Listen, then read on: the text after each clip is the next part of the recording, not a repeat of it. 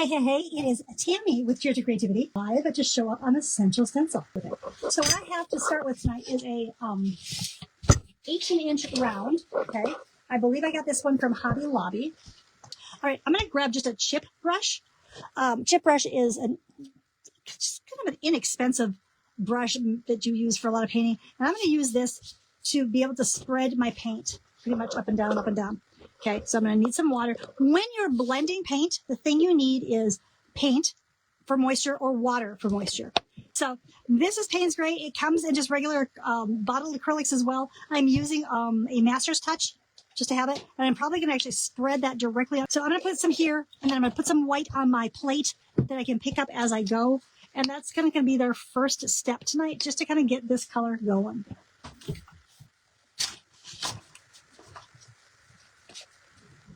So now I'm just picking up a little white, and I'm going to just start adding that in as I go down. The way you move paint is with paint and sometimes with a little moisture. So I've just picked up a little water on my brush just so I can get a little more movement into my paint.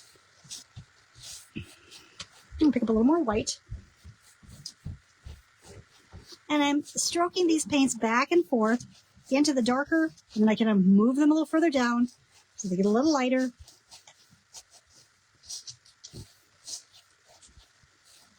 And pick up a little more moisture, pick up a little more white.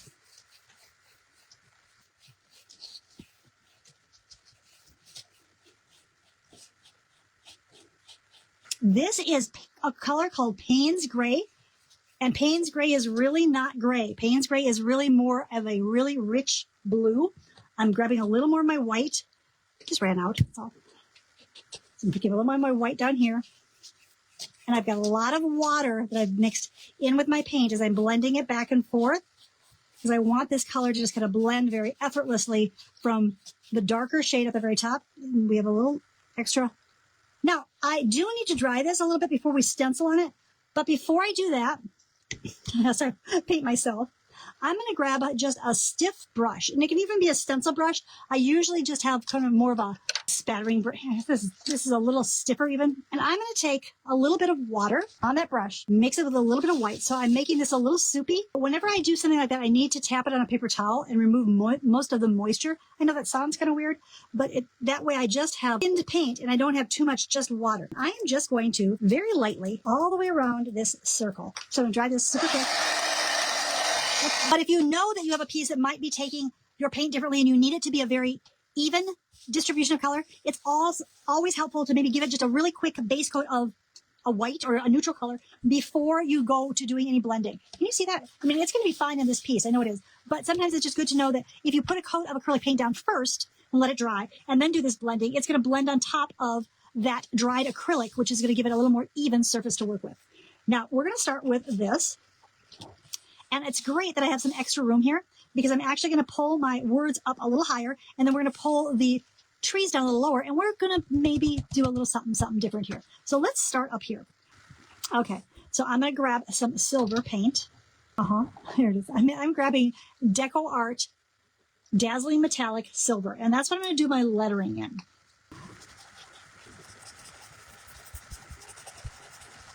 Okay, so I'm going to lift this up.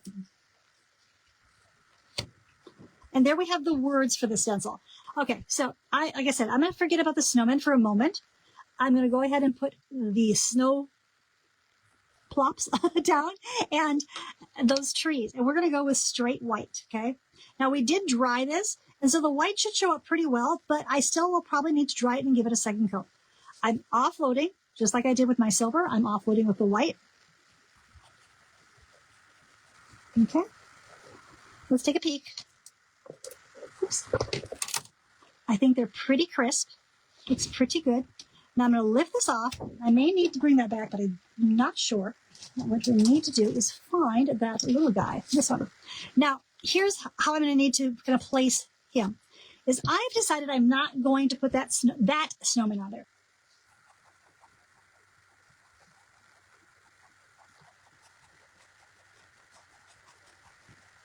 Here, I'm going to grab just a tiny piece of tape. I'll lift him off so you can see it's pretty faint. I'm going to go ahead and put the moon over here, still using that same little bit of white metallic. Rub him first. We're going to go ahead and use our transfer tool. This comes with the larger set. Now, so I put my excuse me, transfer on. I'm going to just pick up a stencil brush and go back into my white paint. And I'm just going to kind of tap the top here. So I kind of tap him in here.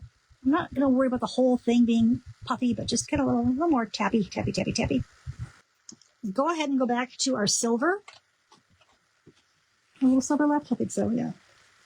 And let's kind of hit some of these that we can see that work. And we can then move the stencil around and add a couple others where we might want to see some extra stars and dots and such.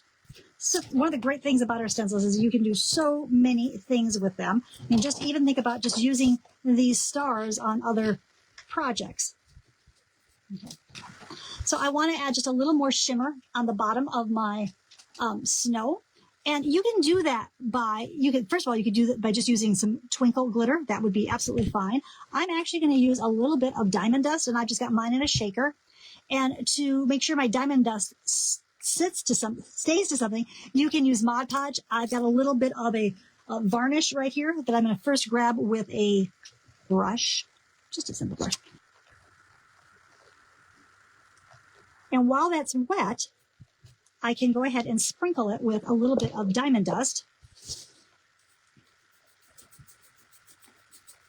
And you can kind of see then it has an extra little bit of glitter in the snow. And it just kind of gives it a little extra something, something. So this is a little tray that I did before with the pine trees, okay? So it's been done for a while, but it kind of is missing something. And I think this is one of those times that you certainly could add one of the transfers. Maybe you could add the deer transfer from the holidays, Hope for the Holidays, maybe a little angel. But what I was thinking of doing, if I can find it quickly enough, is trying to add one of the little snowmen from the new set. Hang on, guys. I got a little discombobulated here. I'll lay this down. Now remember, I have this does have a light finish on it already, which just means I'm going to need to go ahead and put another coat on it afterwards. Again, I'm just laying it down. Okay, so we've got this so far. Before I go any further, I'm just going to grab one of the brushes we used already, pick up a little more white paint, just a little bit, okay? And I'm tapping that off of my paper towel. And I just want to make sure that where this hill was, that we are certainly getting those hooves. That's right. And let's just get little bits of them here too, so that they are in the snow. Picking up a little bit of this glitter paint, and I think we'll just make sure that the same kind of glitter happening under his feet like we had in the snow before. Oh, even a little tiny touch here where we've got the snow catching in his. All right, so we didn't do a whole lot of projects tonight, and we can't wait to see you again next week, and follow us over on Cheers. Good night. Cheers.